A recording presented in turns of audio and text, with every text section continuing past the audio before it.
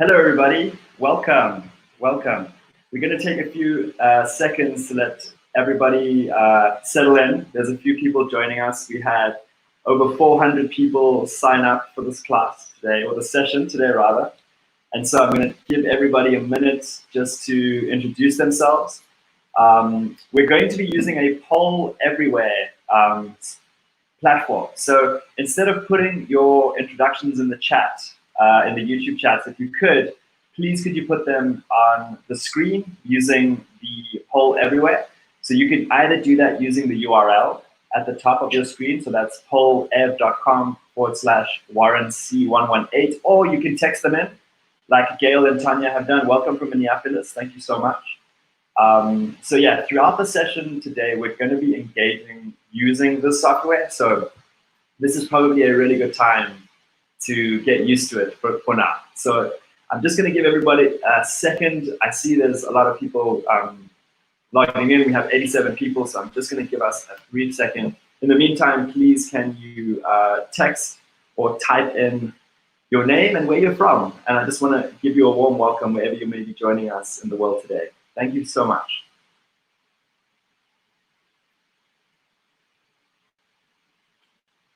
Oh, wonderful. Hi, Sarah. Hello, Catherine. Welcome, welcome. Hi.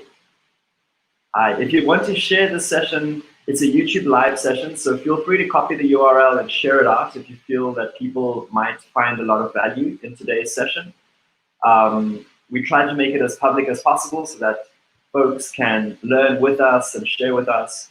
And so everybody is welcome into the session. It's a very inclusive session, so please feel free to share this out with your network if you feel comfortable doing so. And I just want to welcome those from the Northeast, from Canada. Welcome to you. Thank you so much for being here. Wonderful. Hi, I'm sending solidarity as well. Thank you so much. Hello from Australia. Welcome, welcome, welcome. Wonderful. I promise to get ready to go in 10 seconds. Wonderful. Wow. Hello, hello to everybody. Okay, wonderful. Just keep them coming in, but we are going to get started. Thank you so much for joining us. Welcome to you. Welcome to you. Wonderful. So as we get started, everybody, this session is going to be broken into two parts. The first part is going to be learning about anti-racism. Today's session is about understanding what anti-racism is all about. And the second part of today will be a lot of question and answers. So I know folks probably have a lot of questions. So if you could hold on to those and put them out to us at the end, I promise to answer as many as I can and engage with you as much as I can.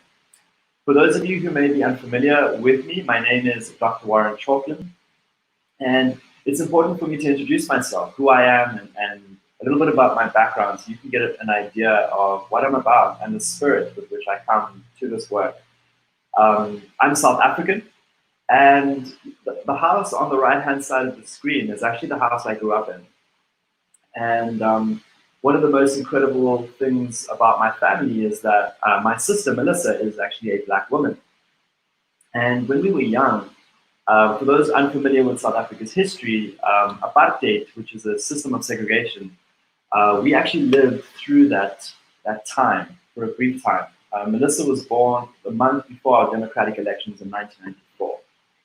And anyway, to cut a long story short, my dad lost his job when we were young, and we were evicted from our home, which is the home you see on the screen there. And one of the things we had to do was live with family and friends. And one of my earliest memories, and this is when I was about 10, 11, 12, around there, was our family and friends being open to my brother and I living with them, but not being open to my sister.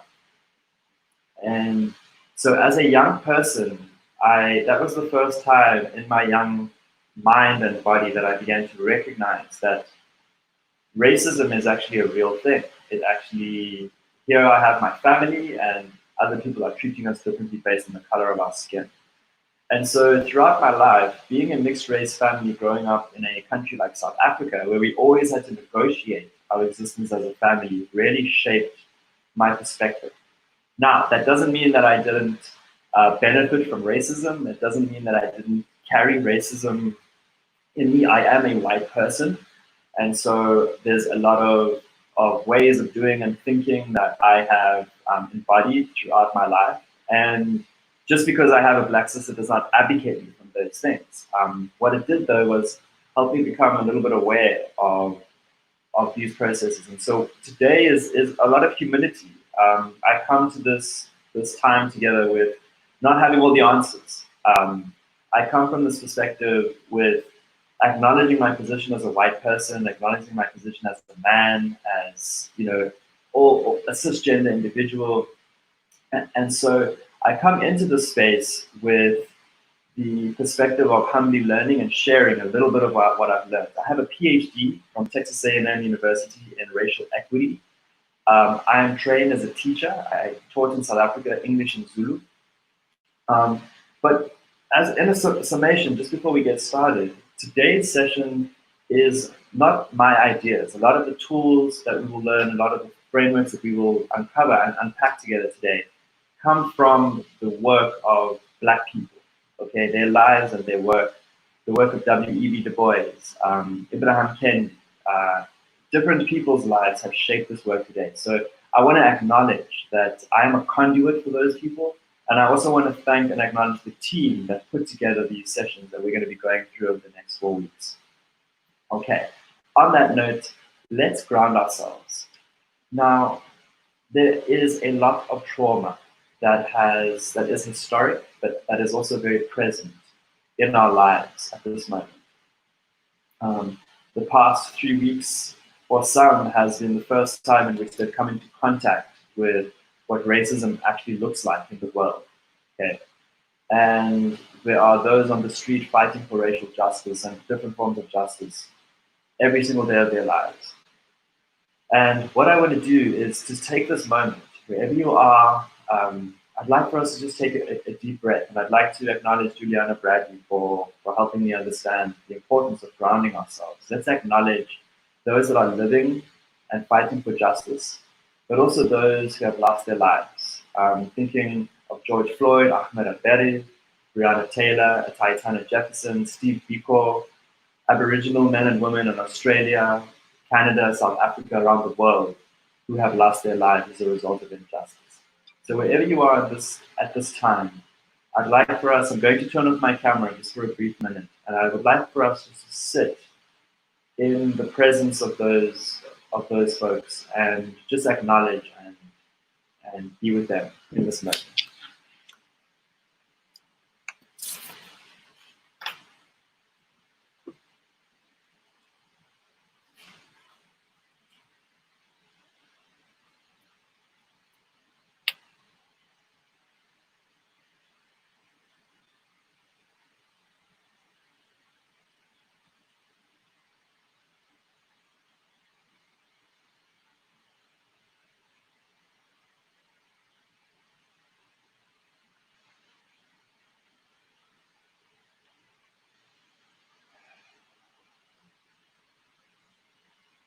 Okay. So I have a struggle pronouncing sometimes, and that's just a result of nervousness. And so I want to acknowledge that I did not pronounce Tatiana's name correctly. So I want to make sure that I just acknowledge that I did not mention her name properly. But I acknowledge her, and I sit in her presence today, along with everybody else. So on that note, I want to acknowledge each person who's taken the time today to spend together, to talk about and learn about what anti-racism looks like. Now that we've grounded ourselves, I would like for us to take a second to think about, where are you right now in this moment? How are you feeling? How are you feeling about the session that we're about to undergo together today? One of the things about talking about anti-racism work is that we often can't have the conversation because we don't have the conversation. And folks enter this spaces feeling certain emotions. So I want to take this moment, no matter where you are, however your day has gone, however your week has gone, however your year has gone, 2020, please share that with us. by using the Poll Everywhere software. Text your feelings in, uncomfortable, thank you. Or if you're in a browser, please type that in. I want to spend time in just grounding ourselves in where we are right now and how we're feeling coming into the session today. I see some folks are curious and open. I want to acknowledge that. I'm comfortable, motivated, directionless, absolutely. Committed, uncomfortable, disenfranchised, hopeful. I see a lot of really, please feel free to type these in. I feel guilty is one that I see on the screen right now. Flooded, disenfranchised, Chicago, yes, welcome, sad. And as these come in, everybody, I'd like you to take a moment just to read how people around the world in this moment are feeling. Some of us are feeling exhausted and frustrated. We're feeling impeded and daunted by this process that is happening right now. Emotional. I want to acknowledge each and every one of these emotions that you are feeling right now. I want to sit in those emotions. I want us to name those emotions. How are we doing? If we cannot reflect on how we and others are doing, we cannot build the kind of world that we are trying to build, the kind of world that we want. And so however you're feeling, I want to acknowledge, I want to reach out to you wherever you are and say thank you for being here. And however you are feeling, just please know that I'm here and we are here as a group of people on this call in solidarity with one another. So on that note, I would like to just take a second to reflect on some of these. Those who are angry, those who are uncomfortable, those who are determined and empowered and disenfranchised. Each of you on this call, please know that we are in solidarity on this call together, learning and growing together. So on that note, I want us to talk a little bit about our expectations for this time. One of the things about this space that we are creating is we are creating a brave space, not a safe space. And I'll talk about the difference between the two. A brave space is a space that names our vulnerability, is a space that understands and recognizes where we are and reflects on where we can be.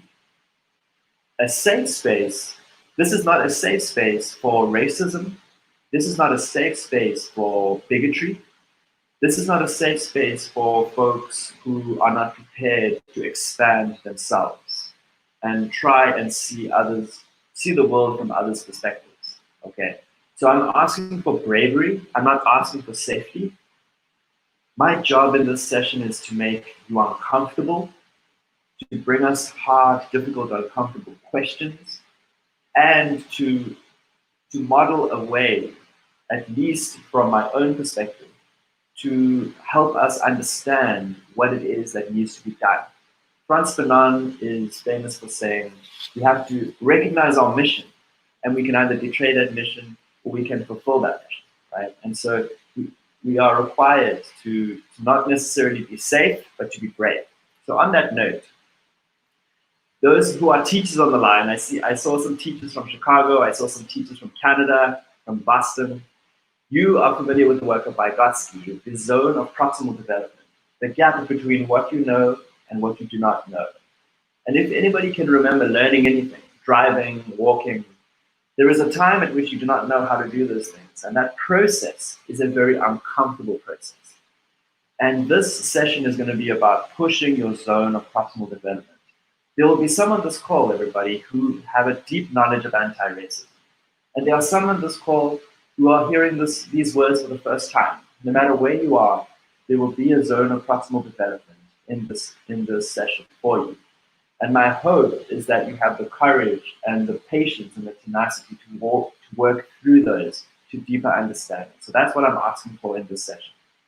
Secondly, please engage with us. Please use the poll everywhere to engage with us, to spend time with us, to be honest, to reflect, and use this time as a process of transformation, okay?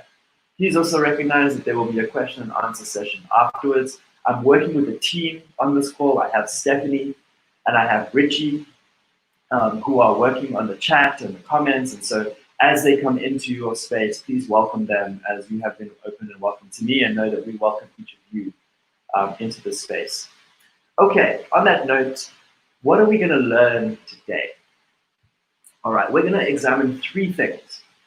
Number 1, we are going to examine and critique, and this is the first word we're going to learn today. So if you have a pen and paper, that might be helpful throughout the session. There's some language that we're going to be talking about together. The first one is whiteness. What does it mean? What do we mean by this term whiteness? Okay. Secondly, we're going to be talking a little bit about what is referred to as white privilege. Okay, so whiteness, white privilege, these are new words. We're going to unpack these together. We're then going to talk about the different types of anti-racists, or the different type of racists, right? We have apathetic, non-racist, and anti-racist. And then we're actually going to share resources to elevate organizations, particularly Black organizations, who are already doing this work. We're going to share resources so that we can use this session as a tool to really support organizations and people that are doing this work. Okay, the key question that I'm going to challenge you about is, no matter who you are, you have work to do. What does that work look like for you? Everybody has work to do. What does that work look like for you? Okay, and that is the question I ask myself every day. I have work to do. What does it look like for me in my space? And that's the challenge that we're going to put forward today. So let's dive right into the content. Now, we have 150 folks viewing this call. There may be families. A shout out to the families who are sitting together and watching this call. Please let us know how you would describe your level of understanding of anti-racism, right? With A being little knowledge and 5, or E being high level of knowledge.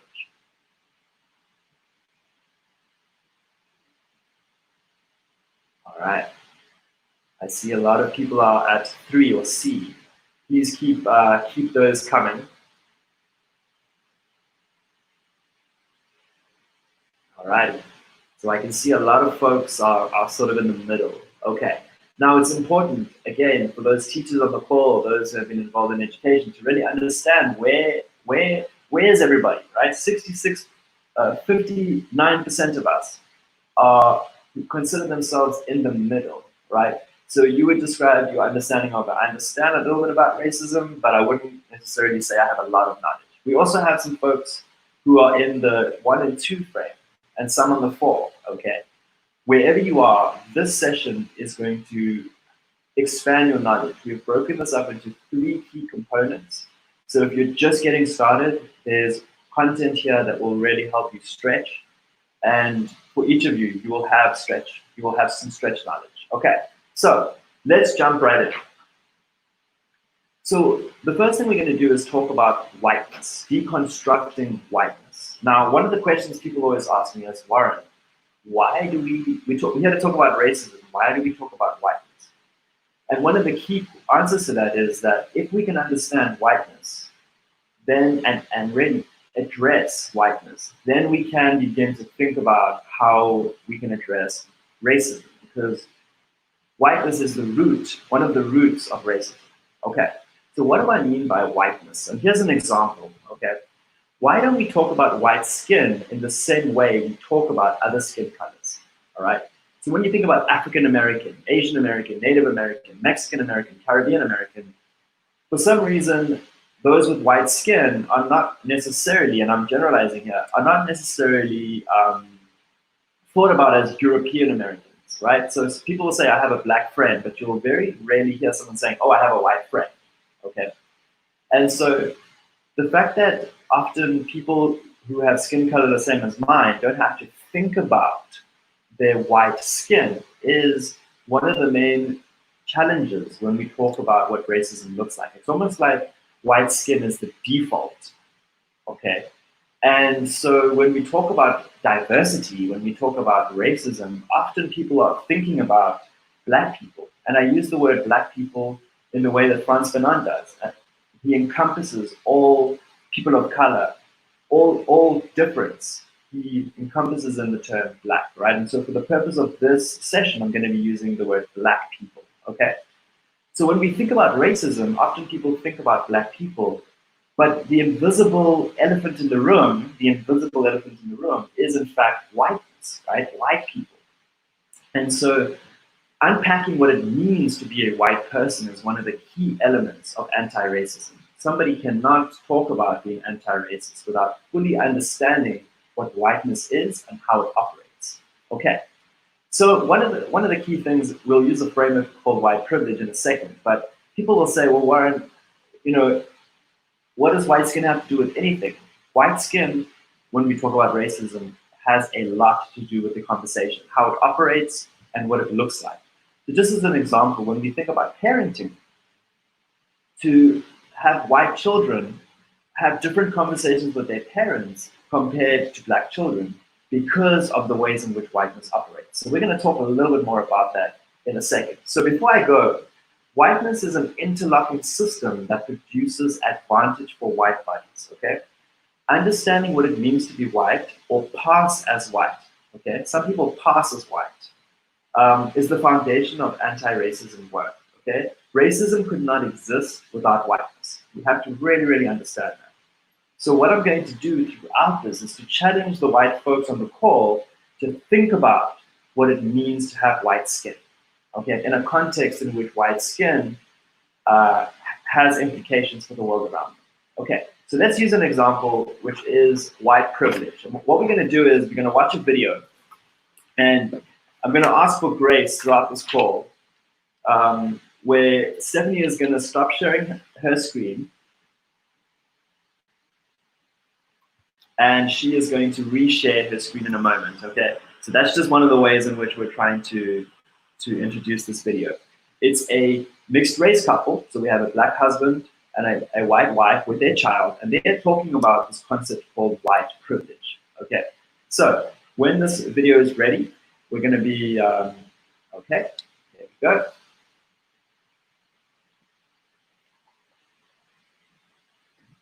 All right, just a moment. The joys of technology, everybody. We'll have this video up in a minute. So in this video, what you're going to see is a set of so-called normal questions being asked. And what you will find is that the husband and the wife have completely different answers to those questions. Now, it's a short 1-minute video, and they ask questions like, have you ever been, all right, here we go. I think it's ready. The video does a much better job than I do. So here you go. Check your privilege edition. Put a finger down if you have been called a racial slur. Put a finger down if you've been followed in a store unnecessarily. Put a finger down if someone has crossed the street to avoid passing you. Put a finger down if you've had someone clench their purse in an elevator with you. Put a finger down if you've had someone step off of an elevator to keep from riding with you. Put a finger down if you've been accused of not being able to afford something expensive. Put a finger down if you have had fear in your heart when being stopped by the police. Put a finger down if you have never been given a pass on a citation that you deserved.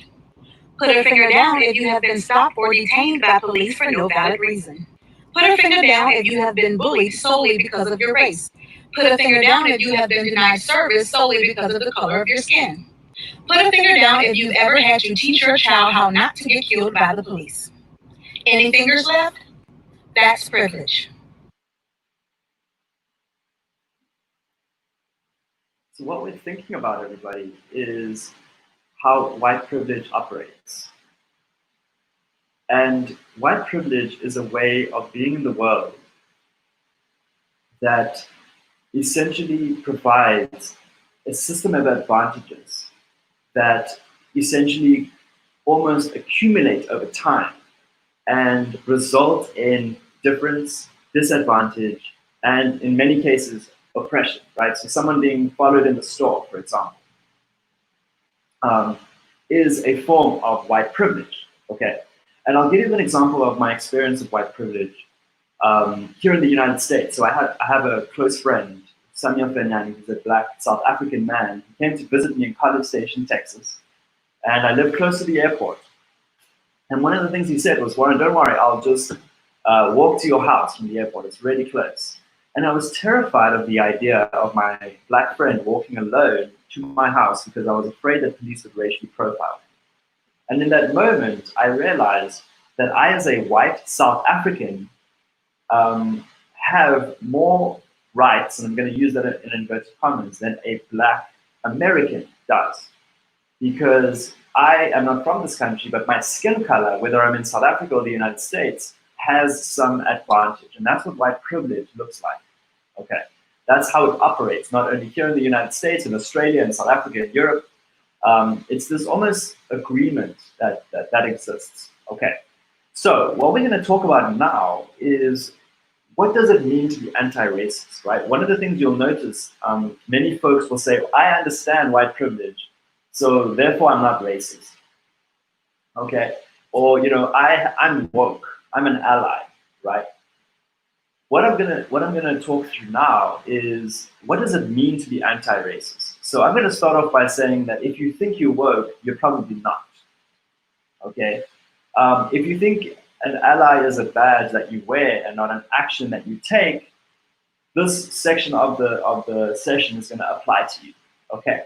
So what does it mean to be anti-racist? Okay. And what we've done is really break it up into 3 buckets. One bucket is the apathetic person who will tell you that I am not racist. I don't see color. I am not racist. Other people are racist, not me. Okay. The non-racist person will say things like they have a passive understanding of racism. They will just say, look, I am woke. I have read Peggy McIntosh's article on white privilege. I have read this book, or I've watched this article, I've read this book, or I've watched this movie. So I am a woke person. I have arrived at a point of anti-racism. Okay, so that's a form of non-racism, because anti-racism is an active process that never actually ends. Okay, and so anti-racism says, how can I consciously, frequently, and consistently make equitable choices daily? Anti-racism is a posture. It's a way of thinking and doing and being that actively recognizes power, how it operates in the world, and then works consciously and consistently to unpack and work against that power. Okay, so you'll find anti-racists feeling very uncomfortable with the term ally, especially the idea of naming themselves as an ally. Okay, if someone's naming themselves as an ally, there's some issues there with that. An anti-racist doesn't say things like, for example, I'm not like those white people, right? That's a non-racist. I'm not like those white people. I didn't vote for such and such. I didn't do such and such, right? They're abdicating themselves, differentiating themselves from white people, and in some cases, performing white allyship. Okay, we're gonna unpack what all that means in a moment. So there's these 3 groups that I really, really want to bring into the conversation, right? 1, apathetic. I am not racist. 2, non-racist. I'm woke. I don't have to do any more work. Anti-racism. What work do I need to do? What work do I need to be doing? And those are the 3 distinctions that I want to make, and we're going to unpack those together. Okay.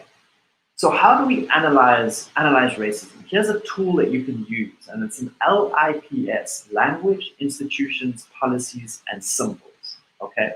When we think about language, we need to think about the ways in which words describe power distribution. So when somebody says African American versus American, there's a question of belonging, there's a question of identity that's embedded in that conversation. And language has a way of othering people and distributing power. Okay. We think about the word looting versus peaceful protesting. There's a completely different language connotation there. Okay, we'll talk a bit more about that later.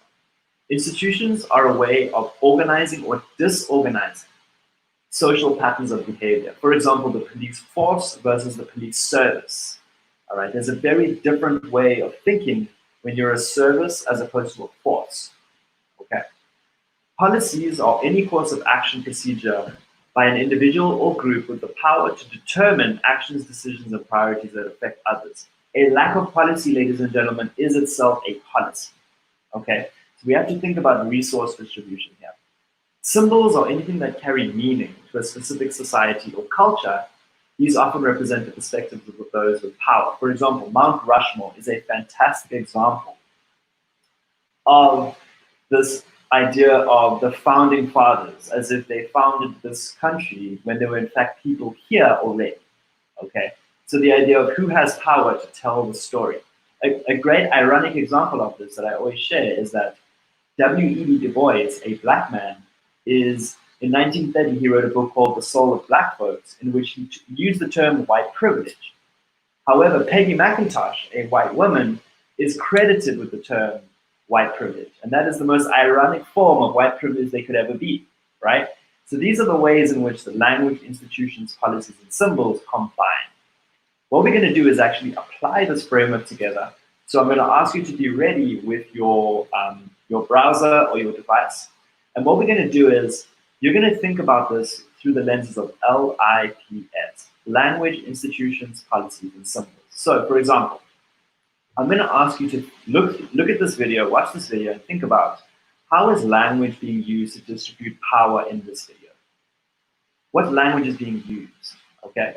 What are the institutions? What institutions are being mentioned and how is that operating? Okay. Policies. How are existing or non-existing policies shaping the situation? Symbols. How are non-verbal aspects shaping this outcome? Think about body language. Think about where this is taking place. Okay. Now, we're going to need to share the screen, so give us 1 minute to get that ready for you. So again, language, institutions, policies, and symbols, okay, while we get this ready. Now, just as a background on the video, we're going to watch the video of Amy Cooper. Now, for those who may not be familiar with Amy Cooper, she had her dog off her leash in New York City Central Park, okay? A black bird watcher asked her to leash her dog. And this is the interaction that occurred right after that situation, in which he recorded. Don't come close to me. Please call the cops. Please call the cops. I'm going to tell them there's an African-American man threatening my life. Please tell them whatever you like. Will you please stop? Sir, I'm asking you to stop. Please don't come close to me. Sir, I'm asking you to stop recording me. Please don't come close to me. Please take your phone out. Please don't come close to And me. I think you should call the cops. Please call the cops. Please call the cops. I'm going to tell them there's an African-American man threatening my life. Please tell them whatever you like. Excuse me?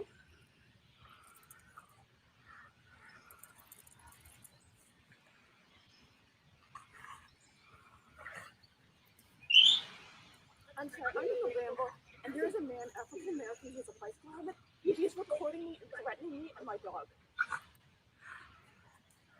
There is an African American man. I am in Central Park. He's recording me, threatening myself and my dog.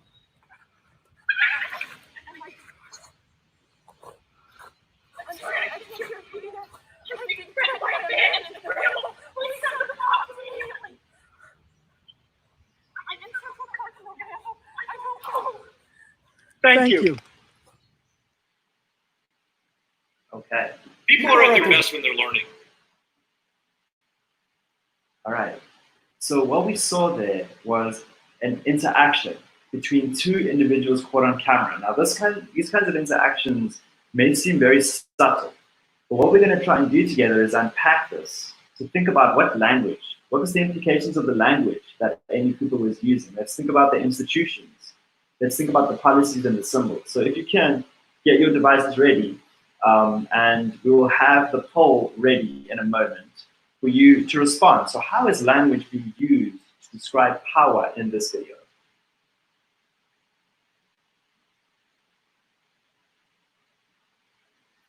How is language being used? What kind of language? What did you hear in the video?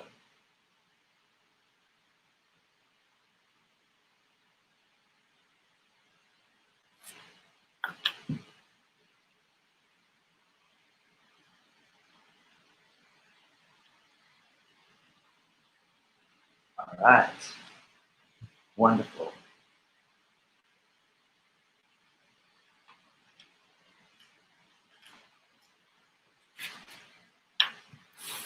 Okay, wonderful, yes. I'm just reading it to my left over here. I'm being threatened by an African-American man. He is threatening my life, right? I'm being threatened by an African-American man. Now think about what that language does in the situation, okay? It elevates the temperature of the interaction, all right? She specifically uses the word African-American and threatening. And she says, I'm going to call the cops, all right? So she's thinking very, very strategically how the language is being used. And notice she's saying, please, sir, exactly, she's being very polite. Please, sir, stop recording me. And then she gets on the phone and she says, I'm going to call the cops. There is an African-American man threatening my life. Now notice how this begins to shape this interaction and how it's very coded. Remember, we're thinking through the lens of anti-racism now. We're thinking through the lens of language. What does she mean when she specifically uses the word threaten as opposed to irritate or as opposed to some other synonym, right? She's specifically using a set of words that are creating an environment of disproportionate power, okay? So I want us to keep that in mind because what we're going to do next is go into the institutions that she then interacts with. So we talked about the word threatening, African-American, I'm going to call the cops, right? These are some language aspects that she's using. Now let's think about the institutions. What institutions are being operationalized in this conversation? So take a moment and use your browser to type or text in your responses. How do you think institutions, and what institutions, right, that you can see in this video?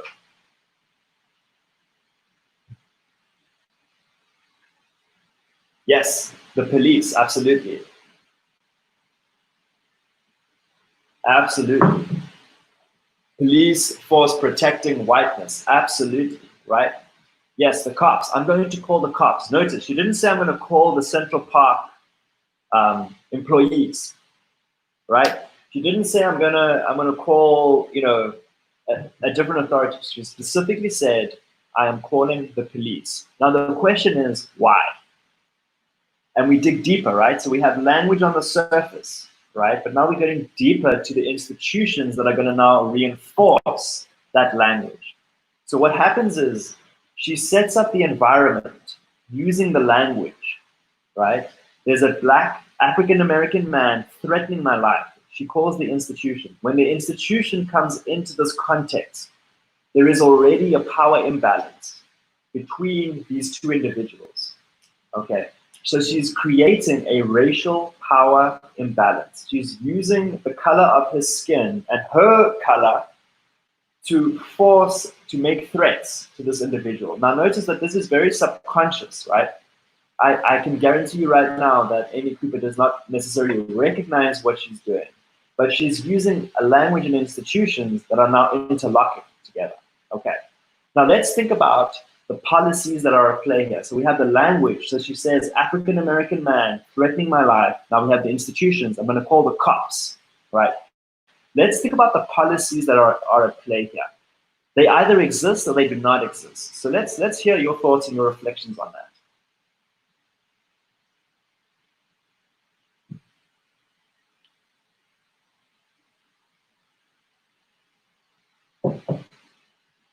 Dispatches, absolutely. So talk to us a little bit about the policies, right? Let's think about that. Absolutely. She made a false accusation. All right, I'm gonna let your answers come in before I get excited, everybody. So I'm gonna let some answers come in.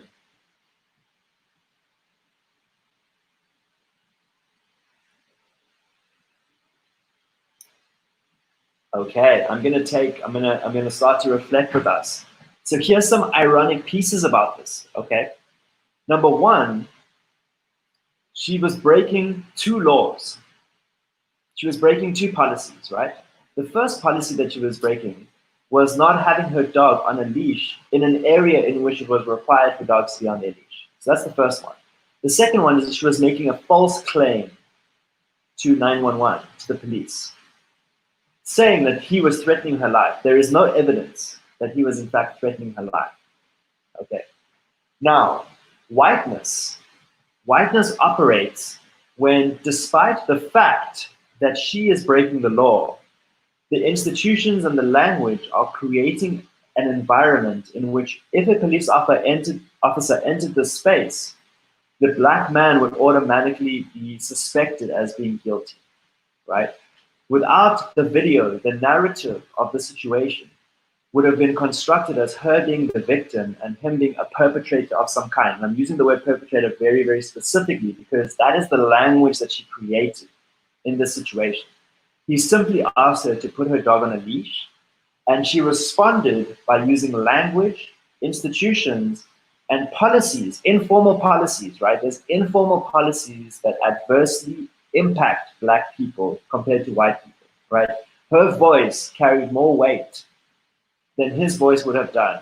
The he said, she said would not have been applied equally. And that's how language, policies, and institutions combine in this context to create a racist situation. So let's take a look at now the nonverbal, the symbolism of all of this, okay? And each of your responses are fantastic, right? Profiling by the police, all of those are playing a role. Let's take a look at what the symbols, what symbolism was occurring in this situation, right? Think about the nonverbal aspects of the situation.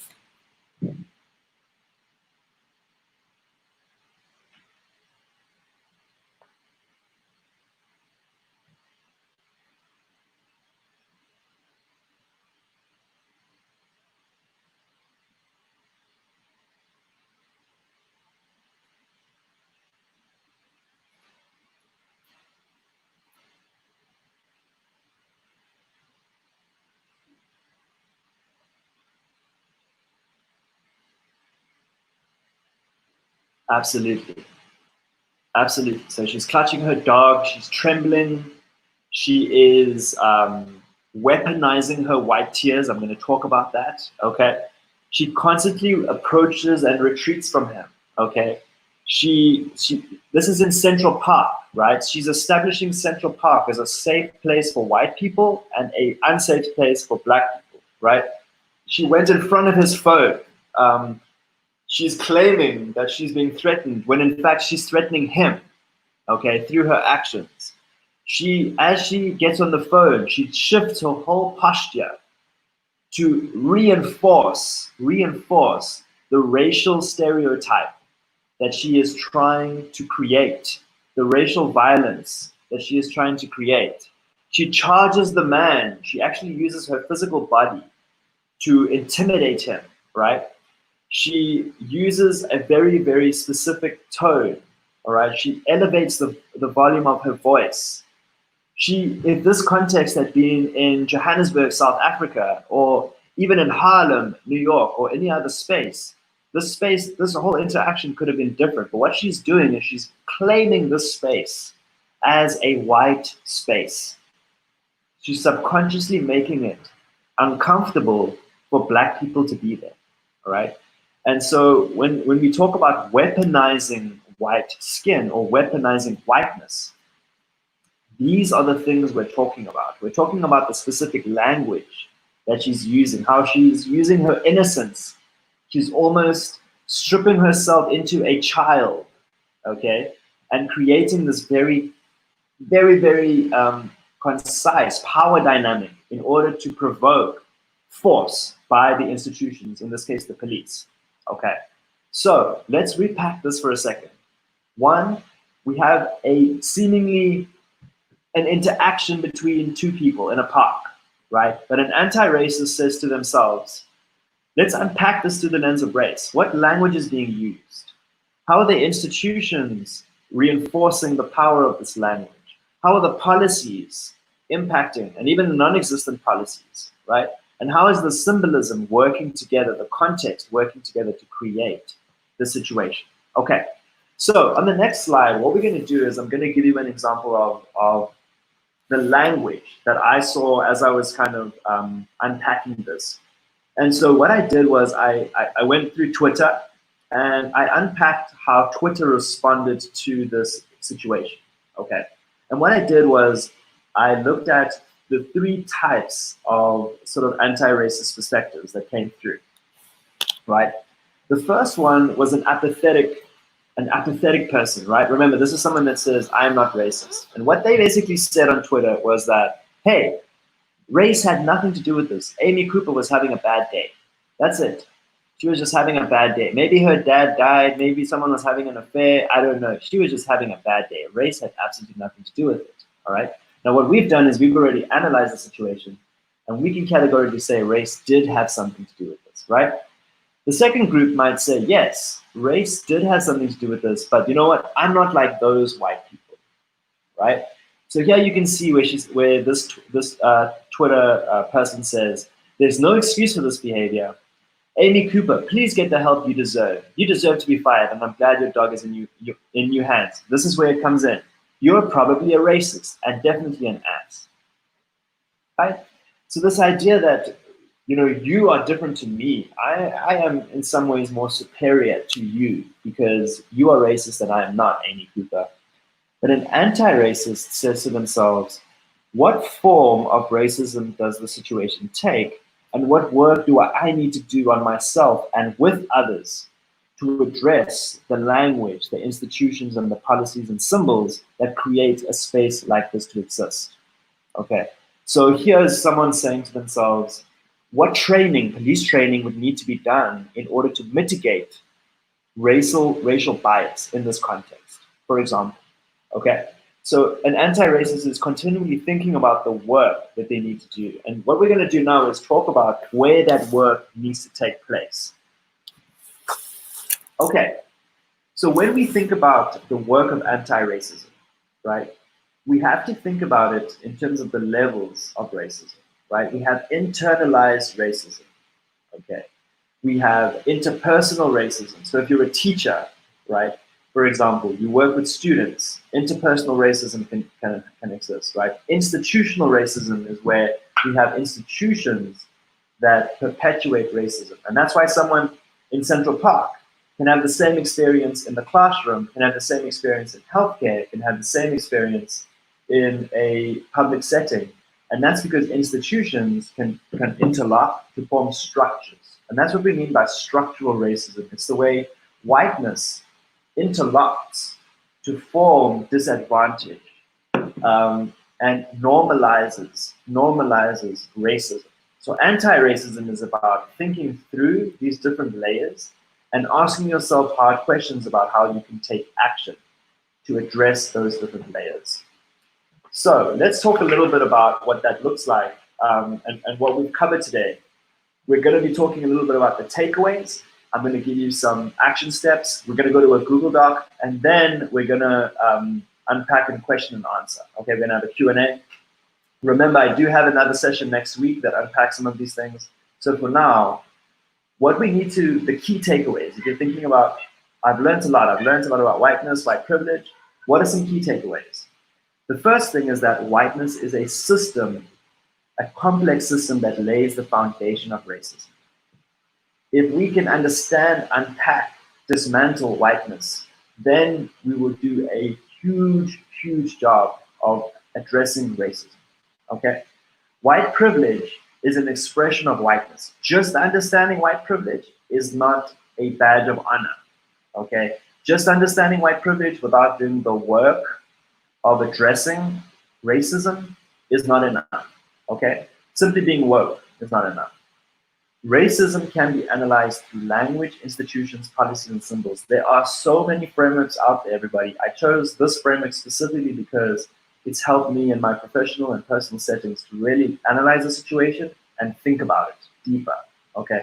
When we think about the words law and order, when we think about militarized police forces, right? These institutions and languages, policies, and symbols are interlocking to create an outcome, okay? Finally, in a racist society, it is not enough to be non-racist, you must be anti-racist. This is Angela Davis, okay? And anti-racism is a posture, not a destination, okay? You don't achieve a badge, accreditation, or certification for being anti-racist. It is a continual process. I joke to say that on the scale of 1 to 5 of my understanding of anti-racism, I'm a 1. The more I learn, the less I know. the more I learn, the less I understand, because we all have limitations, right?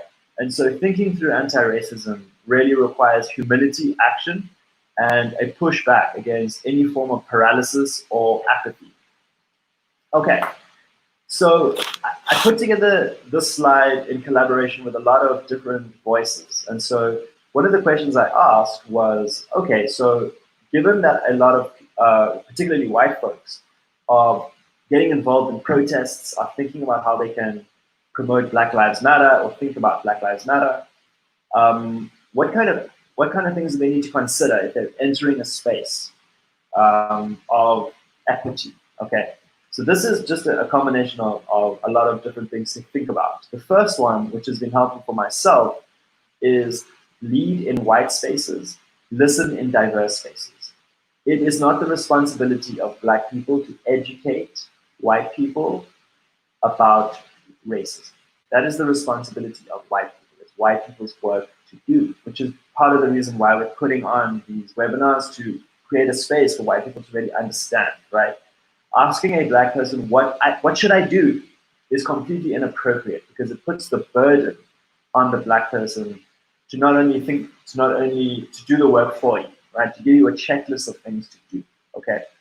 Secondly, anti-racism is a lifelong process of, and this is Barbara Love's framework, awareness, analysis, allyship, action, and reflection.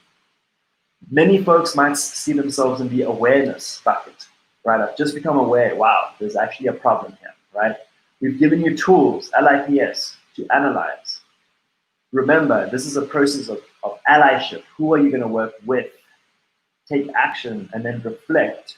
How did that action impact people? Did it have the intention, right? Anti-racism is a commitment to working on yourself, right? It's very, very important. Avoid white saviorism, okay? If you think you're going to come in and solve this problem by treating it like project management, you have another thing coming, okay?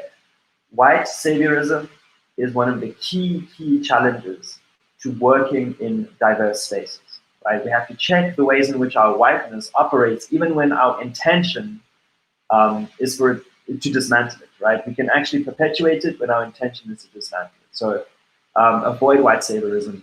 Elevate Black voices. At every opportunity, elevate Black voices.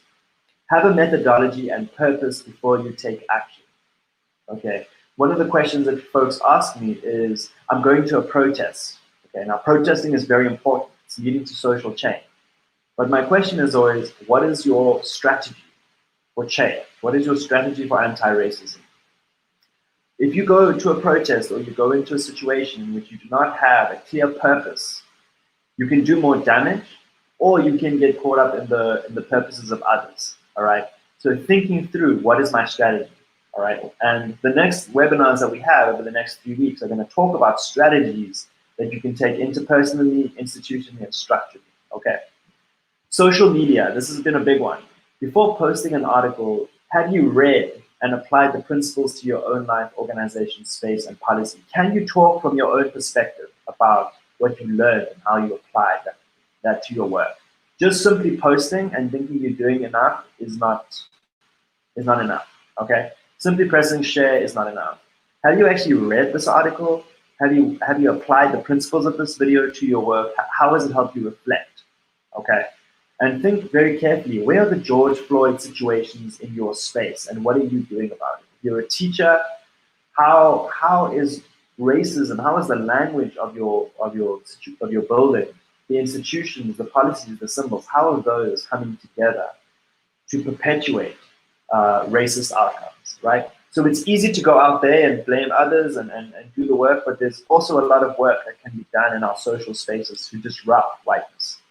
Okay, so on that note, we have put together a public document, which you are more than welcome to see in the description below. You will see a bunch of very useful links, one of which is to a Google Doc. And that Google Doc, I'm going to walk through it together with you now, but that is a public document for people to share resources this is a community effort to share understanding, to share resources, and to take action. Now is the moment of transformation. Now is the moment of anti-racist, to create the anti-racist world that we envision. And so what I'm going to ask you to do is to click the link in the description. It'll take you to this document, and I'm going to walk you through it. In the first sheet, you're going to see how we've broken it up into interpersonal, institutional, and structural, as well as community building. And so what you will see is these different tabs. When you're thinking about internalize, you're thinking about, these are some books that people have read, these are some articles that people have read that have really helped them understand what it means, what anti-racist work is all about. If you have some books that you think would be great, please add them. This is a community resource that has been valuable for a lot of people to share their ideas. The book, How to Be an Anti-Racist, very, very critical text. So I really highly recommend that. Interpersonal, this is if you're a teacher, if you are a leader in your organization, whoever you are, if you work with people, Black people, if Black people work with white people, this is a resource for you to really dig in and read and engage with the text. Institutional, these are some actions you can take. These are senators you can call, these are organizations that you can donate to. These are actions that you can take right now wherever you are, emails, people you can email, places you can volunteer at, and the like. And the final one is structural, and that is to elevate Black voices. These are the folks that are at the frontier of creating the world that we want to live in. And so this is our opportunity to listen and learn. So I want to give you just a very, very important tip, right? Dawn Gazelle, who is on this call, who I really value so much, when she was part of an anti-racist group, they had a rule that for 3 months, when you were on this Facebook group, that you could not reply, comment, or do anything until you have read through and learned to listen. Okay, so as you go through these resources, remember that listening is very, very critical. And please, I'm going to make the call to vote. Democracy is a critical part of transforming the world that we live in. I'm not saying who to vote for. I'm saying please get out there and vote and be part of the democratic process. This document, again, is a public document. I want to refer you to one more sheet, which is the community building. In Dallas, we have set up an anti-racist group. We meet once a month to chat, to meet up, to share resources. And people have reached out and said that they would like to form those in their cities. This work can be very, very lonely, and it can be very, very overwhelming. So this is a space for you to share. If you're comfortable, please remember this is a public document, to share your information. And if you're in the same city, I encourage you to take those emails and create some kind of meetup and begin to talk through how you can build this work together. This session that you're seeing today is a result of that anti-racist group that was formed. Scott Shirley did such an incredible job of just initiating it. And so this is a result of the kind of work that can come out of that. And I just want to pay homage to all those folks who have put their effort and time into this work. Sarah Beth Stillwell, Richie Stillwell, Stephanie Likely, Dawn Bazell, and the likes. Thank you so much. At this point, we are ready to go to the question and answer. Please, can you get your phones out and text your questions in? Stephanie to my left is going to moderate them, read them out, and I will do my best, my level best to answer them. Thank you so much for your time. Please stay on the line with us so we can get to your questions and answer them as best as we can. And while Stephanie is doing that, please note that we have, this is one of 4 sessions. This session will not be recorded. So please check the link in the description below to register for next week. We'll have 3 more Wednesdays, so every Wednesday at this time, 7 p.m. Next week, we'll be talking about interpersonal anti-racism, how to have difficult conversations, and using the work of Dr. David Kant to talk about what anti-racism works look like. So please be sure to put your questions, use the poll everywhere, and not text in. Please don't text in. Just make sure that you use the browser, pollev.com. /Warren118. I'm actually going to put it on I'm going to put it right in here for us. Okay, please use this. Please use this and not the text. For some reason, the question and answer piece isn't working on text, so please put your questions in and we'll get to them.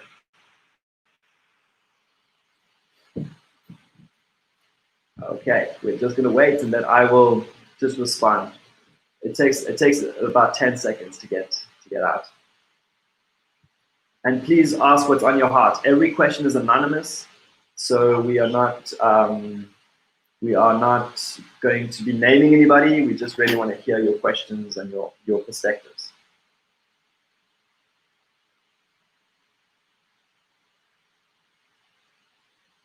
Okay. All right. We don't see any questions coming in yet. We just activated the poll, so let's see what happens. And if not, we will go to the comments. So let's just give it a second. Oh, we see some questions coming in. There's a bit of a delay, so let's see how this one goes. All right. Okay. Our first question is, how do you challenge the all lives matter narrative? Okay, so the question was, how do you challenge the all lives matter narrative? Okay, so this is a very important question because the question is, Black lives matter. No, all lives matter, right? So you hear this dichotomy. You know, it's almost like saying if you say Black lives matter, you're saying nobody else's lives matter. Okay, so I'm gonna talk about that from the perspective of Dr. David Kant. Black lives matter is a direct response to what we saw earlier with Amy Cooper. Okay, Black Lives Matter is a way of centering the fact that we have to focus on Black lives because Black lives are in danger in the same way that other lives are not. So by saying that Black lives matter, we are not saying that all lives don't matter. When somebody says all lives matter, what they are doing is they are trying to diminish the experiences of Black people in this country or around the world. Okay, so here's some key things to consider. One is to acknowledge that yes, in a perfect world, all lives do matter. Two, by saying Black lives matter, we're not saying other lives don't matter. But three, the situation that we are in requires us to think about the fact that Black lives matter even more now than any time before because they're in more danger than at any time that they've ever been. Okay, so it's very important when somebody says all lives matter. Yes, fine, absolutely, all lives matter. But right now, Black lives matter. Okay, and those two things can exist in the same space. All right, they don't have to exist separate from each other. Black lives matter and all lives matter can happen simultaneously. Great question. Okay, our next question, and it is very helpful that people are starring the questions. That really helps me see what you guys want to hear most, so keep at it. Our next question is, I find myself getting frustrated when explaining anti-racism to people with apathetic or non-racist mindsets. What strategies do you use to stay level-headed and actually reach those individuals? First things first, please attend next week. I dedicated an entire session to dealing with this exact question. But let me begin with the White Ally Toolkit by Dr. David Kant, C-A-M-P-T, David Kant. I'm going to be talking a lot about this next week, so I'm not going to go into too much detail, but I know that you may have this conversation in the next week. So let me begin by saying that, one, there is a framework called Reflect Race. Reflect, ask, connect, expand. Okay. The first thing that Dr. David talks about. Next week we're going to go through this. We're going to practice this. So I'm not going to give you too much. But the key thing here is to have a strategy going into the conversation. Okay. So it's not just about proving that you're right. Sometimes, okay? Sometimes it is. If there's a Nazi on the call or if there's a Nazi in your situation, that's a completely different conversation. I'm not talking about that. I'm talking about having conversations with people who do not believe that racism exists, for example, right? the first step is to think about what is your strategy. It is not enough to be right. Nobody ever became anti-racist by being called a racist, or very few people, right? So the first question is reflect. Reflect on yourself, reflect on your strategy. Secondly, ask questions. Thirdly, connect, find spaces of connection.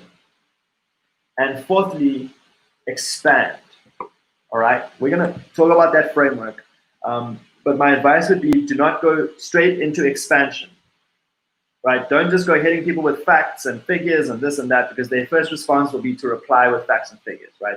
That's not leading to shifts. Your goal is to shift. Join next week. We'll go through this in a lot more detail. Thank you for that great question. Okay, our next question is, recently I had a friend tell me that racism can be perpetuated against white people. How can I explain why racism doesn't impact white people in a way that is accessible? Okay, so this is such a great question because it talks about what people call reverse racism. Okay, now I just want to unpack the term reverse racism because it is such a strange term. If someone says, I don't believe in reverse racism, the question I always ask them was, but you're okay with racism? You're just not okay with reverse racism, right? So that's the term reverse racism is a very strange thing. Okay, so people will tell you, you know, part of whiteness is white fragility.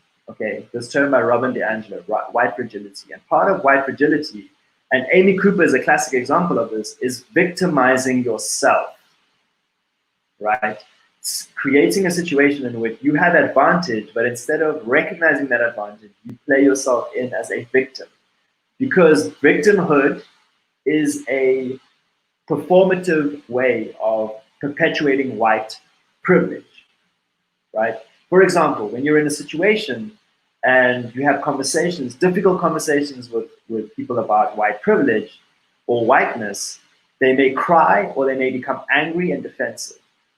And those are tools that deflect, deny, and diminish the conversation, the reality of the conversation, which is that whiteness and racism exist and they need to be confronted.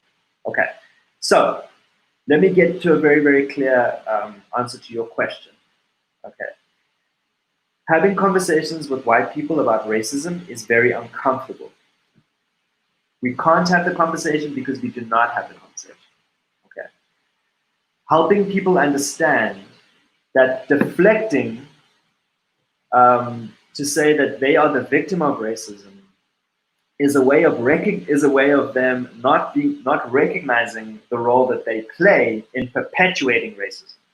Okay, so in that situation, my highest recommendation would be to have patience, to reflect on your strategy, to ask questions about what they mean. What do they mean by reverse racism, right? And maybe they say they've been in a situation, you know, you'll hear the classic, I applied for a scholarship, but it went to a black person. Okay, like, okay, that must have really sucked. You know, I've also applied for a job and I never got it. You know, let me connect with you a little bit. But can you imagine a situation in which every job you applied for was not given to you because you were black?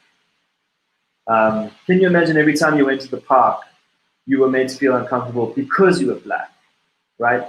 And so those are some questions that you could use to help expand that person's perspective once you understood where they're coming from. Okay. Okay, our next question. How do you know if your social media activity is being performative or being helpful allyship? Okay, great question.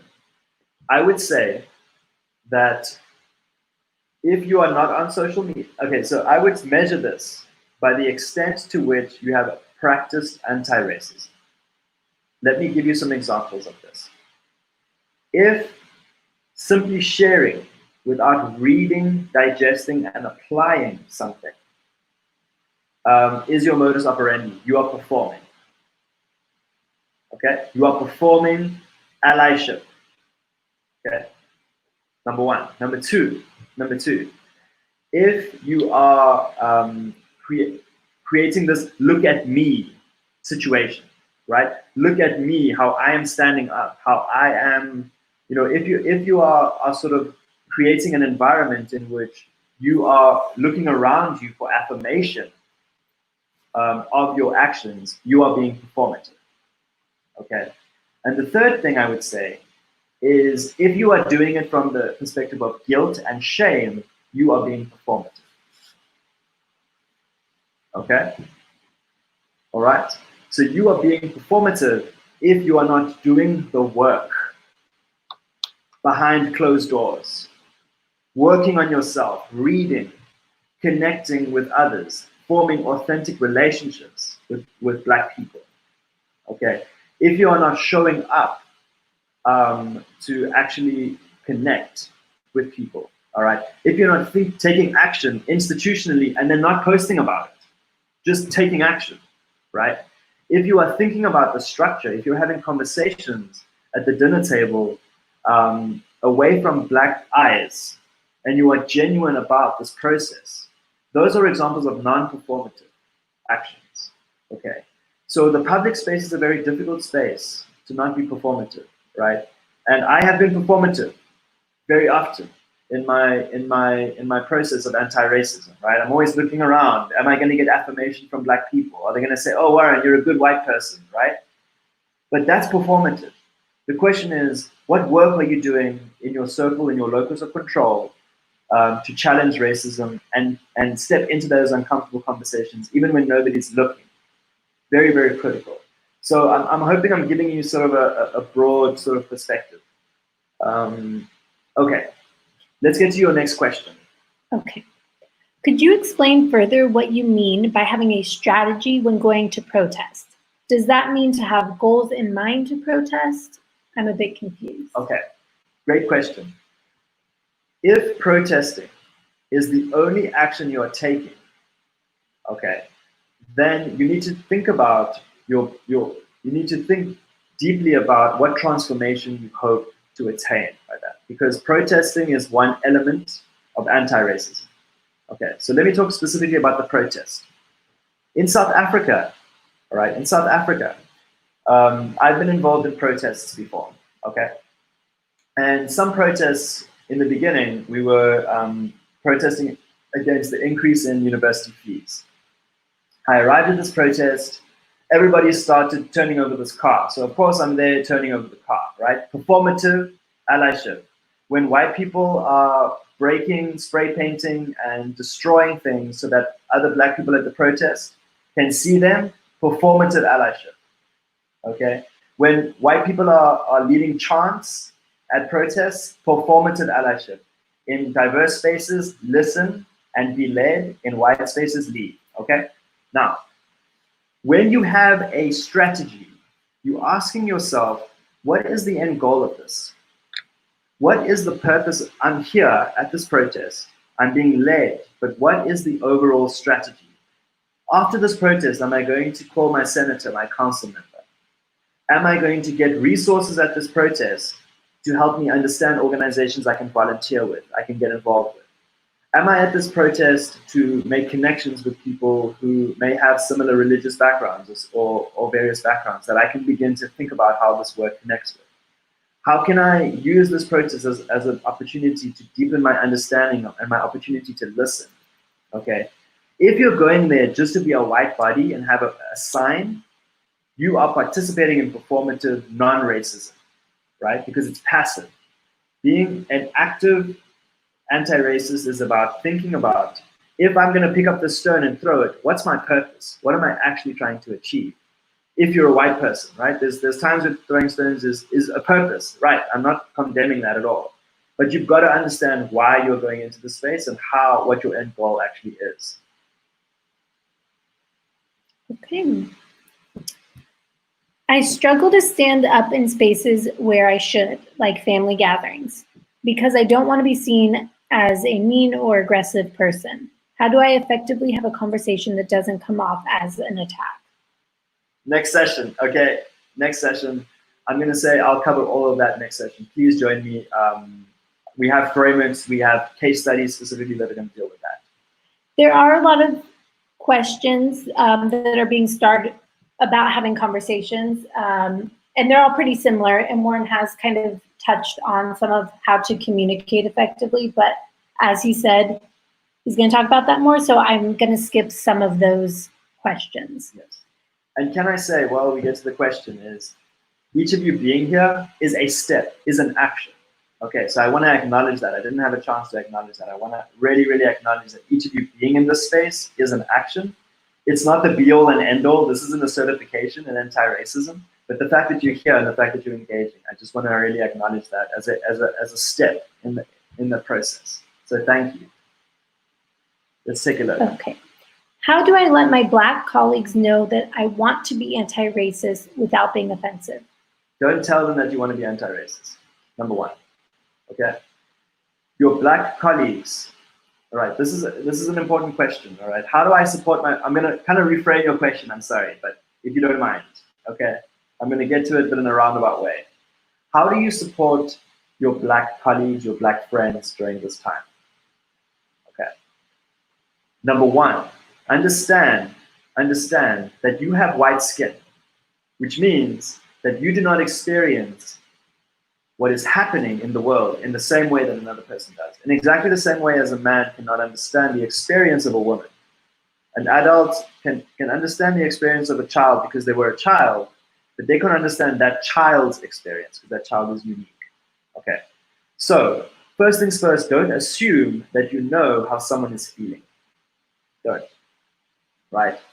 Secondly, understand that you have issues or you've been provoked by the situation, right? So let's say with George Floyd, all right?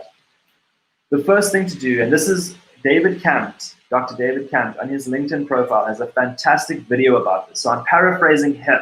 Okay, these are not my ideas. This is Dr. David Campt's ideas. The first thing he says is, white people, talk through how you are feeling, if you're feeling angry, with other white people. First, debrief it. Get out all of that with white people. Don't put that burden on Black people. Okay. They have people that they are going to right now to talk through those things with. Okay. Number one. Number two, assess your relationship with that person. If this is the first time you're calling somebody, assess that, reassess that completely. Rather take another action like donate or read a book or take some other action. But if you don't know this person very well, I would highly recommend against reaching out to them, even if you mean well. Okay, intent is different to impact. Okay, number three. Let's say you do know this person well.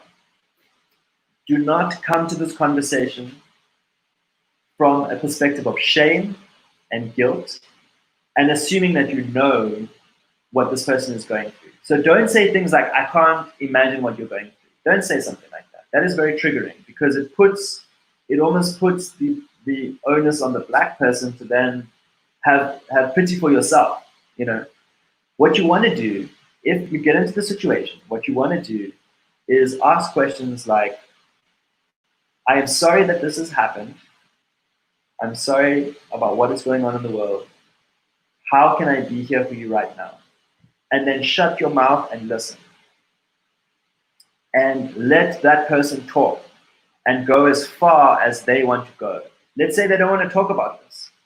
Let's say they have other things they want to deal with. They will go as far as they can go and no further. And your job is to listen, to ask questions. Don't make the conversation about you. Don't use this as a moment to talk about you attended an anti-racism webinar. No, this is not about you. This is about listening and reflecting and seeing how you can be present with the person, okay? Recognizing, again, that you are a white person and this is racial trauma perpetuated mostly by white people. So your presence might actually be triggering to them, okay? So my advice is to really think about that and recognize that much of that conversation might not even be personal to you. They may have things that they say that have nothing to do with you, but you may feel that they do. They may even call you a racist, okay? But you have to be prepared if you're going to do this work and if you want to be supportive, to take what comes your way and to, again, think about your strategy going into that conversation. Okay, next question. How do you rid yourself of white shame and guilt? You don't. White shame and guilt are baked into this cake. Okay. The question is, how do you live with that tension? How do you live with the tension of living in a system that privileges white skin over other skins? Do you go back into that? Do you overcompensate? How do you deal with that tension? And for me, I'll just share my personal experience. The way I deal with that tension is committing to work on myself, giving myself grace. When I make mistakes, I make a lot of mistakes. Everybody, I just want to put that out there. I've hurt a lot of people. Okay, I've made mistakes, right? I'll even go so far as to say that my personal relationships, some of which have completely crumbled because of the mistakes that I've made, all right? And I feel deeply, deeply sad and ashamed by how I have responded to many situations.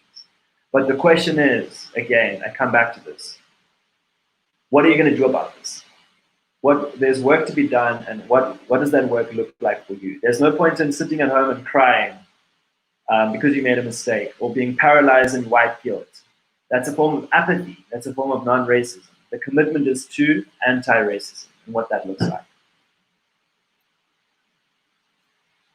Okay, here's a toughie. Yes. Can you give an example of policies or laws that reinforce racist standards today? Some colleagues recently proposed that systemic racism no longer exists today, and I was unsure as to how to respond. Yes. I would recommend, so I can use a variety of examples, but one of the examples I would recommend that's probably the easiest to explain is redlining. If you've never heard of this term redlining, it's a way in which red lines were literally drawn over many, many cities in the United States, okay? And those lines dictated property values. They dictated bank loans, they dictated housing. And so when we talk about policies, right, we have to think about how different, even neighborhoods, right, have been segregated as a result of redlining. So that's an example of a policy, right? So that's quite a high level policy, redlining. Okay, let's bring it to teaching, and let's talk about policies such as 3 strikes. Okay, when we talk about zero tolerance policies, when we talk about the school to prison pipeline, a great book by Michelle Alexander called The New Jim Crow talks about the school to prison pipeline, how discipline policies in schools, where school resource officers, aka police officers, can arrest a child for ill discipline in a classroom, and that child can then be put into a prison system. Okay, those are policies that can take place. Now let's go to healthcare. Healthcare, right? When we talk about a policy such as the cost of healthcare, budgets are one of the key ways in which you can unpack a policy, because a budget is a priority. Okay, so when you're thinking like, I can't even think about a policy, right? Think about, okay, where's the money being spent, right? How is it being spent? Is it being spent in an equitable way? Not an equal way, an equitable way, right? So here's an example for those folks who are not sure about the difference. Equal is everybody gets the same. Equitable is everybody gets fair amount. So some people get less than others, but we're addressing the historical imbalance. Okay, so I would recommend, if you have if you're in those sort of conversations, I would recommend having 1 or 2 policies up your sleeves in your area of work. Racism is everywhere, even in Central Park. So think about your own examples in your own space, and then use those stories in those conversations. Great question. Wow, y'all are asking really awesome questions. Thank you. And I see we still have 107 people here, so I'm with you as long as you're willing to ask those questions. So thank you. Next question. How do you reconcile family members who are police officers? We have been avoiding speaking about it at all, and I know that is not helpful. I want to recognize how difficult it is to have family members who are part of institutions that are involved in racism in various ways, right? And last week on the poll we had someone in the military whose spouse was being activated to go and police the Black Lives Matter protests, right? And the question was, how do I reconcile this? We're an anti-racist household as best as we can, and I don't want to use that label. We're an anti-racist household. We're trying to practice anti-racism, but my husband is going to these protests. How do we reconcile that, right? Okay. Here's the answer I gave to that person. One, this is tough. It's tough. Okay, let me just empathize with you there. It's tough. Regardless of my personal thoughts and all of that, it's tough. Okay, so let me start there. Let me empathize with that. The second question I said to this person was, not talking about it is delaying the conflict. Okay, not talking about it is delaying the conflict. So talking about it is actually a way of thinking through and having connections, right? It's not easy. It's not the easy option, but it's the anti-racist and just option. Okay. So here's what I said to this person. I said that your proximity to law enforcement is a blessing. It is a blessing because the work of anti-racism has to permeate as many spaces as possible. And law enforcement holds life and death in their hands. In my professional work, I work with doctors and nurses, right? And that's another space in which anti-racist work is very important because folks literally hold other people's lives in their hands. Okay. So next week, I'm going to be talking about strategies. I highly recommend you attend that session. But in the meantime, can I ask, in preparation for that call, to think about, one, where are the sharp edges of that conversation? And secondly, where are the overlaps in terms of values? Right?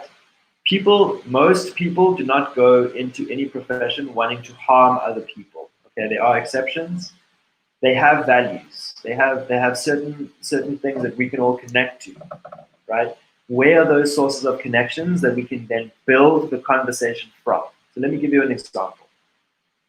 In my own life, growing up in South Africa, race is not spoken about in our house. I have a black sister, and we never spoke about the fact that my sister was black. To this day, right? To talk about anti-racism is a very, very sensitive topic, and it has caused fights and even people don't talk to each other in my family because of this. Okay, so the strategy, the question is how. What do we need to do? Where can we find our common connection? And the common connection we had was that we are a family. We have love for each other. Let's start there. Let's find ways, let's find common strands there that we can then build and lean into these conversations and recognize that this is, in some cases, a very long-term strategy. The goal is not to win the conversation, but to create space for the next conversation. So we'll talk more about that next week, okay? Thank you for sharing that. Okay. So this, I'm going to compile a few questions here.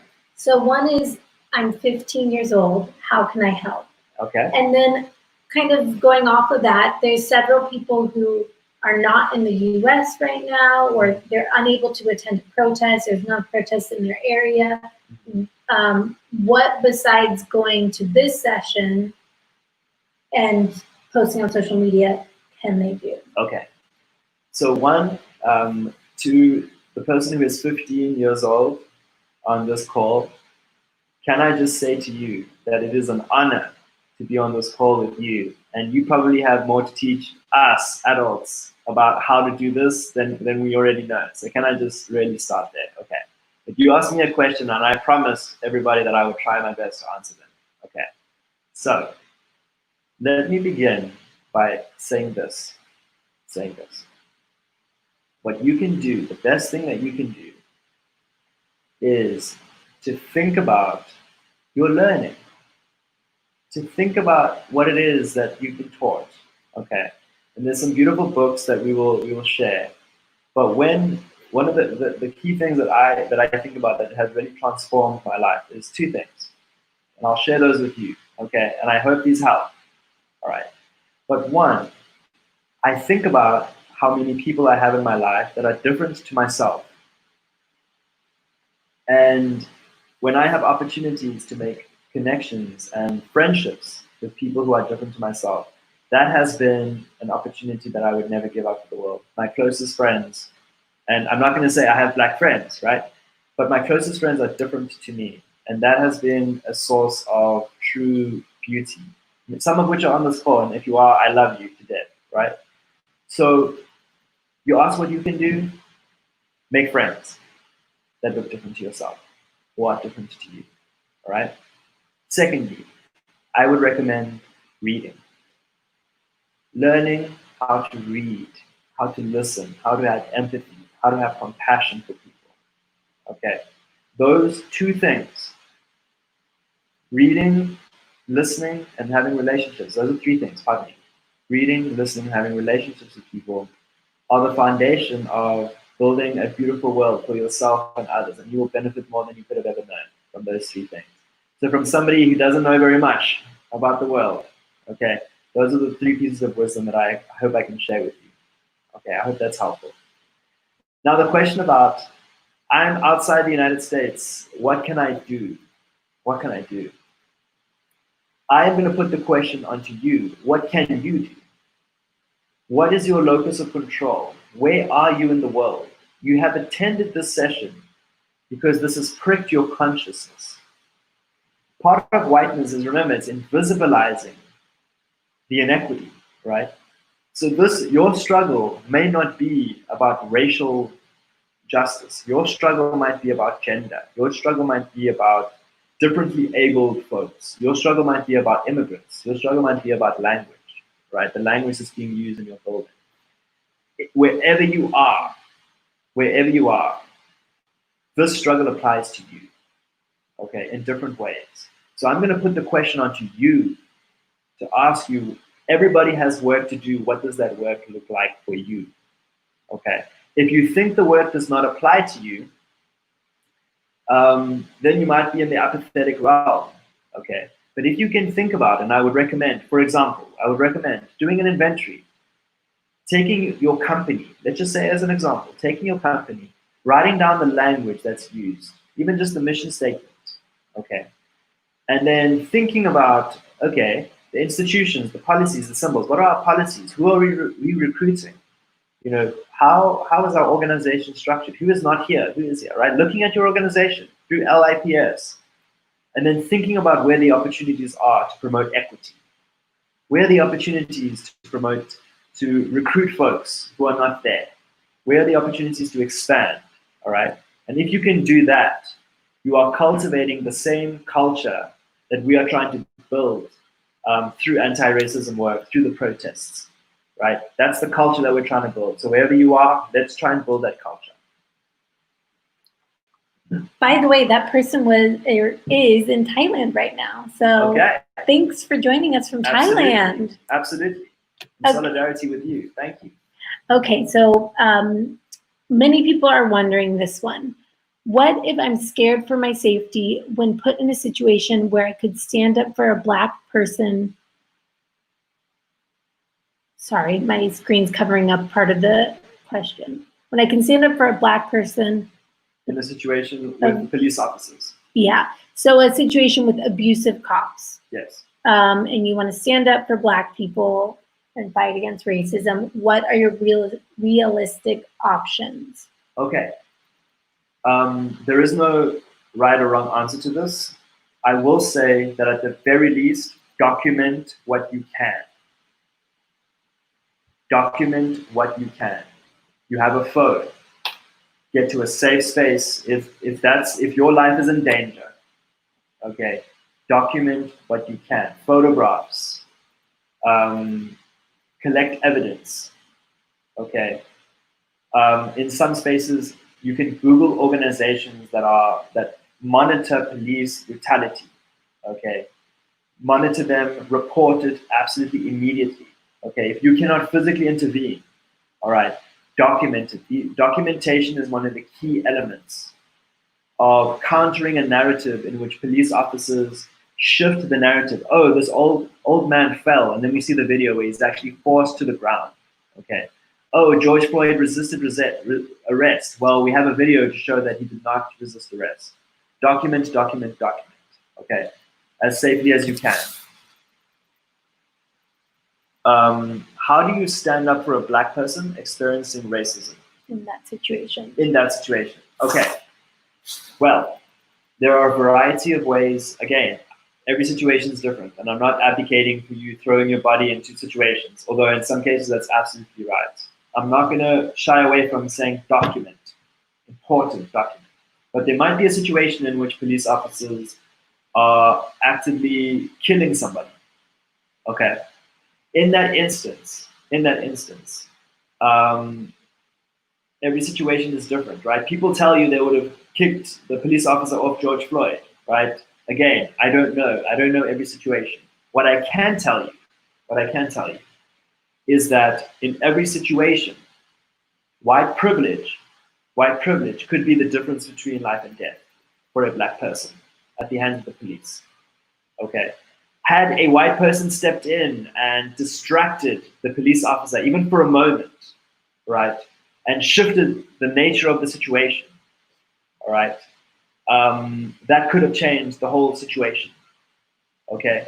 So I can't tell you because every situation is different, but I can tell you documentation, documentation, documentation. And secondly, step into the situation, assess your options, think about the resources that you have available to you, and take action as best as you can. Okay. Again, it's easier said than done, but that's the best I can do. That's the best I can say on this call right now. Yeah. Okay, we're going to go back to social media. All right. What's the balance between doing the work and not posting about it to be performative versus posting about it to encourage others to do the work also? Yes. Okay. So you will hear the term silence is violence. All right. Silence is violence. And by the way, that's our cat. He has just woken up. His name is Jasper. You will hear the term silence is violence. Now, one of the assumptions that people have is that social media is real life. Okay. So if your only way of tackling systemic racism is on social media, and that's the path that you have chosen, then posting and educating using social media is your space, right, to do it. However, if you're new to the game and social media is just something you're doing because you have nothing else to do or you feel like you're disempowered, right, I would encourage you to think about how more expansive you can be. It is important to post. I'm not saying it isn't. But your life is your language.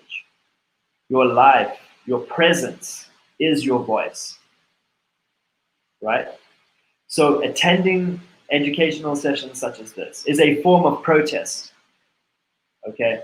Educating yourself is a form of protest. Taking action, whether people know about it or not, is an appropriate response. You have to be okay. You have to be grounded in your locus of control, in your practice. Okay? If you have to define what it is that your practice is about. And that's something that I really come down to. There's some people whose platform is social media, and that for me is like, okay, great, that's what you got to do. But I'm asking the question is, if you live on social media, right, but you're not practicing it in your home or in your organization, where other Black people can actually see you, or even if they don't see you, you know that you are beginning to shift this context. That is where the real work begins. Okay, so you have to build that. I'm gonna use the word credibility very loosely, right? But you have to be okay with this process, so that when these things happen and people don't see you necessarily posting, they know that you're doing the work. They know that, okay, they might not be posting, but we know that they're doing X, Y, Z, for example. Okay? So again, I come back to the question of strategy. All right, next question. Okay. I think I understand the concept of elevate Black voices, but I'd love to hear some real world examples of how to do this. Okay, so number one, elevating Black voices. When you are sharing the books and works of Black voices, Black authors, very important, right? We talk about Peggy McIntosh as if she started white privilege, right? We read the work of white authors, but we don't necessarily have Black authors on our bookshelves, okay? Secondly, listening, identifying, and we have in our Google Doc, identifying Black activists, Black organizations.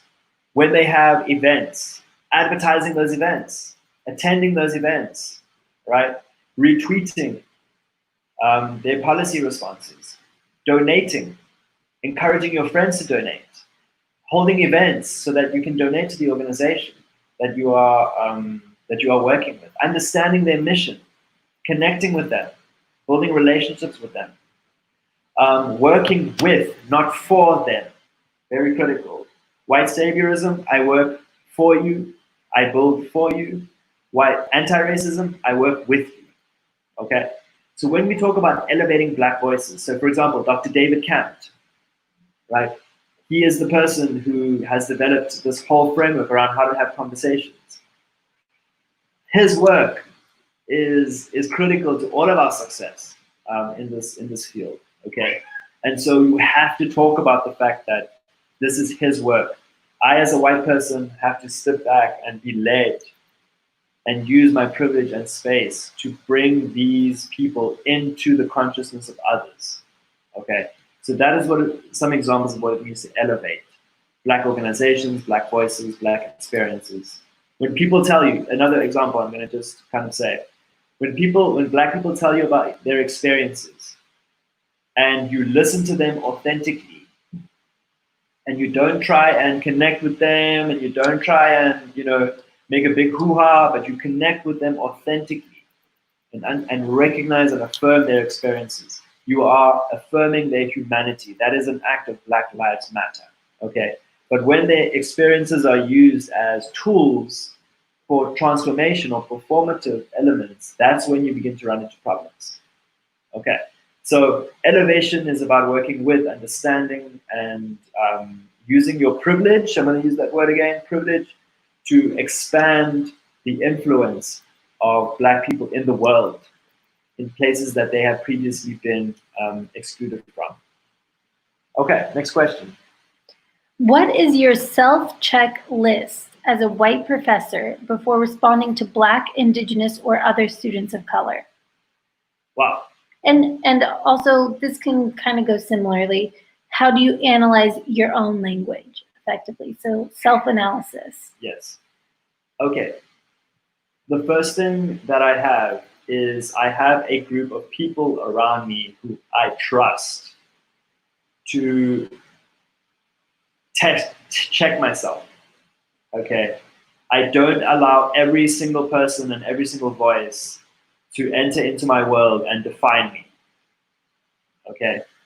So there are very specific people who I have built relationships with, and we soundboard these things. So for example, Juliana Bradley, the initial title of this session was Calling All Allies. And she said, well, you know what? Actually, allies is not an appropriate term, and here's why. That's why we don't use the term allies. Learning moment. Okay. So I would say that so I have people that I check myself with, but you're talking about in the moment. Okay. One of the things I think about is reflection in, reflection on, and reflection for action. Let me repeat that. Reflection in, reflection on, and reflection for action. So one of the things that I do, right, is I don't enter spaces I enter spaces, diverse spaces with humility, but not timidity. I'm not scared and no. I enter there with humility. I'm here to learn. I'm here to listen. Okay. Now, reflecting in action. As I'm talking, I'm very, very conscious. I'm very, very conscious of the words that I'm using. And I'm thinking to myself, reflecting on how is this creating a power dynamic? Okay. So I'm reflecting in the situation as I'm communicating, right? The second thing is reflecting, so that's in action, on action. Afterwards, I'm reflecting on myself. Okay, how did that transpire? And sometimes that's a question that I have to pose to the class. So for example, I'll give you a classic example. Gender pronouns, right? Sometimes one of the things we talk about is gender pronouns. And again, you have to have relationships with people, right? So this is like one-on-one with a student when I was a professor, and I would say, gender pronouns, I want to ensure that I don't just refer to you as he or she, that I use the appropriate gender pronouns. And sometimes the student would be comfortable enough to say, please refer to me as whatever they want to be called, okay? So again, the relationship is really important, but reflecting in action, right? Recognizing that the language we use is very, very powerful. And the idea of thinking about how those words land with people is very, very important. And also recognizing that the meanings of words change. And you may have a word that you think is completely appropriate. So for example, in the organization that I currently work for, I dug up a document that had been used years ago that still used the word Negro. Okay, and this was not a document that was in use, but it was a document that came to our attention. Okay, and it's like, wait, that language is not appropriate whatsoever in this context. Okay, the final piece is reflecting for action. What are you going to change as a result of your thinking? All right. So again, this is the continual process of thinking about what you're doing in the moment, thinking about it afterwards, and then thinking about what you're going to do differently next time. And that's the best thing I can. That's the best thing I can say on that. Okay, so you actually touched on allyship a little bit, and we have a question about that. I thought I was beginning to understand allyship last week, but now I'm unsure. Is allyship negative or positive? There is debate. There's debate about allyship. Okay. Again, words are contested. Let's take that word and put it in a bucket for a moment. All right, ally. Let's put it in the bucket for a moment. And let's ask, why is it important for people to see themselves as allies? Okay. And the question comes is, ally, the word ally is almost like, I'm part of you against something, right? We are allied against something, right? So at face value, it's very important. Absolutely. It's to be an ally in the pursuit of racial justice is critical. Okay. So that's one piece, just on the surface level. But let's dig deep in terms of why there's contestation around the word ally. There's contestation around the word ally because people have used it as a label on themselves that has abdicated them from actually doing the work. Okay, so people self-proclaim themselves to be allies. Okay, and I'm an ally. That means I don't have to do any more work on myself. I've reached the mountaintop of anti-racism. And then they go into black spaces and completely use their whiteness to dominate the space as white allies, right? So when allyship is a noun, it is a very dangerous thing because it gives black people, in some cases, the perspective that you're with them, but in reality, you're actually perpetuating racism, a form of racism, okay? So allyship has to be a verb, okay? Now, let me explain another problematic piece of allyship. When white people proclaim themselves as allies, that is where a problem arises. White people cannot claim themselves as allies. They have to essentially earn that perspective, if you will. This is contestation, right? I'm just highlighting the contestation. I'm highlighting the contestation here. Okay. So when you think about being an ally, the word ally is not important. In my opinion, now I'm coming to my opinion. To be called an ally or not an ally is irrelevant. It's completely irrelevant. The question is, am I participating in a posture of anti-racism? Am I doing the work of anti-racism? Whether people call me an ally, a co-conspirator, a whatever you want to call me, am I working through the process of with people, building an anti-racist world, intersectional anti-racist world? What you call me is irrelevant. So I know some people really get caught up on being called an ally, and it can be very performative again. So the question is, what are you actually doing? And be measured by that. Whether they call you whatever, they're going to probably cuss you out before they call you an ally, right?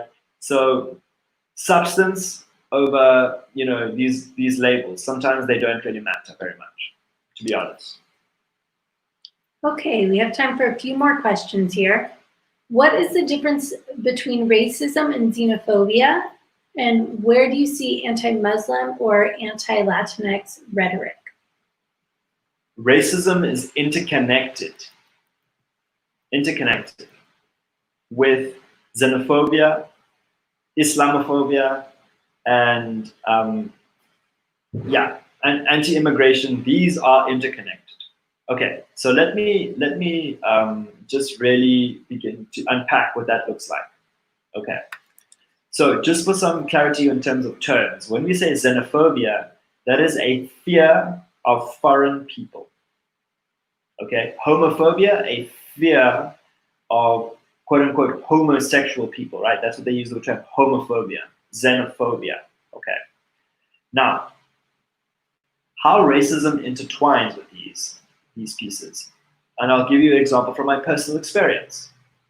I am a white South African, and people do not refer to me as an immigrant. They refer to me as an expat. But my black and brown friend from South Africa comes to this country and is called an immigrant. Okay. And so the language there is very, very, very critical to unpack. Right? Why is one person an immigrant and another person a expat? Okay. Why are some immigrants valued differently to others? You know, when people talk about Norway, we want immigrants from Norway and not immigrants from Nigeria. Okay, we hear this kind of rhetoric. Okay, that is the intersection of race and migration occurring right there in that moment. Okay, now I want to unpack why the term Latinx and not Hispanic was used by the person who asked the question, right? To be Latino, Latina, Latinx is a way of encompassing the multiple and intersecting ways in which Latinx people embody the world. Okay, it's a way of confronting binaries, and this is where I'm getting to with this. Part of racism is that it's not just about race, and we'll talk about this in the fourth session. We'll talk about intersectionality, the ways in which the fact that you don't just have skin color, you also have a gender, you also have a class, you also have a national origin. Okay, so what this question tells us is it talks about the intersections between religion, migration, and race. And can I tell you that those things are inherently intertwined? And we've seen this in the Black Lives Matter protests.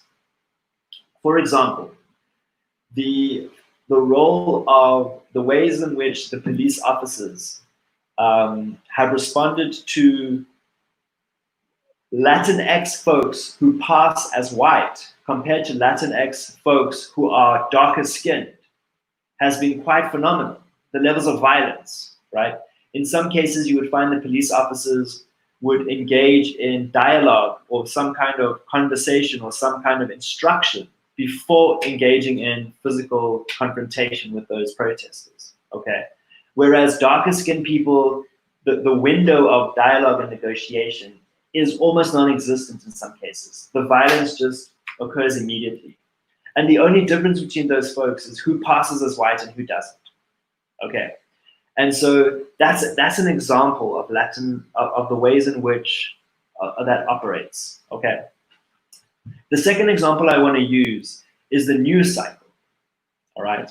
What we found was that when we think about the news cycle, we think about the fact that post 9/11, the words Islamic terrorist, the language of Islam and terrorism, right, was grouped together very intentionally to create the racialized intersection of what it means to be Islamic, to follow the Muslim faith, is automatically connected to this idea of being a terrorist. Okay, and so the racial profiling that occurred of Muslim people in hijabs around this country and around the world was a result of intersecting race, and the same tools of racial profiling that were used against people of color, black people, were now being used against Muslim people. Okay.